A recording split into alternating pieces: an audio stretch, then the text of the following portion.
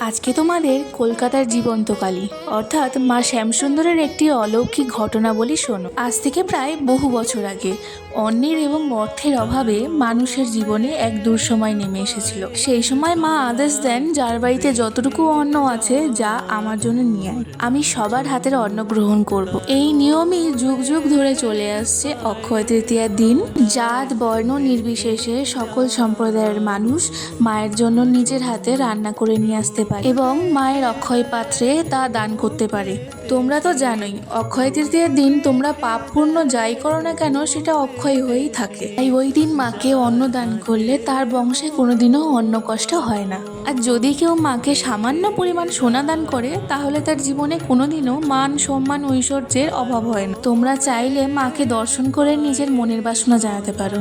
তাহলে সবাই একসাথে বলো।